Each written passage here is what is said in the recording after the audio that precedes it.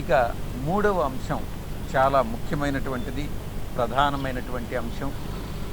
ఇది ఇప్పటి వరకు నాన్ డిస్క్లోజర్ ఆఫ్ ఇన్వెస్ట్మెంట్స్ కానీ షేర్స్ కానీ, ఆయనకి ఏ కంపెనీలో అయితే షేర్స్ ఉన్నాయో, ఆయనకి ఇంట్రెస్ట్ ఉందో ఆ ఇంట్రెస్ట్ని disclose చేయలేదన్నటువంటిది.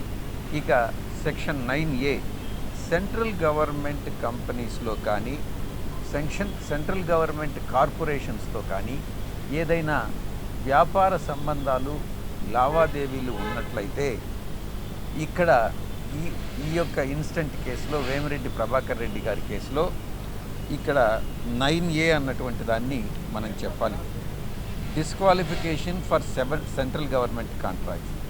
A person shall be disqualified if and for so long as there subsists a contract entered into by him in the course of trade or business with the appropriate government for the supply of goods to or for the execution of any works undertaken by the government. And there is an explanation also that has been provided to section 9A.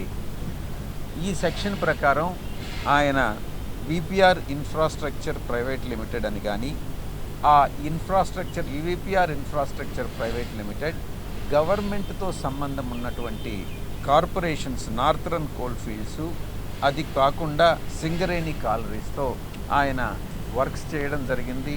Contracts enter కావడం జరిగింది. కాబట్టి ఆయన పోటీ చేసేదానికి అర్హులు కాదు అన్నటువంటి విషయాన్ని రిటర్నింగ్ ఆఫీసర్కి నివేదించడం జరిగింది. మేము ఇచ్చినటువంటి అబ్జెక్షన్స్ అన్నీ కూడా returning officer prima facie reject చేయడం జరిగింది. ఆయన యాక్సెప్ట్ చేయలేదు. దీనికి మేము న్యాయ నిపుణులతో సంప్రదించి మా యొక్క తదుపరి చర్యలు ఏంటి అన్నటువంటి విషయాన్ని నిర్ణయించడం జరుగుతుంది.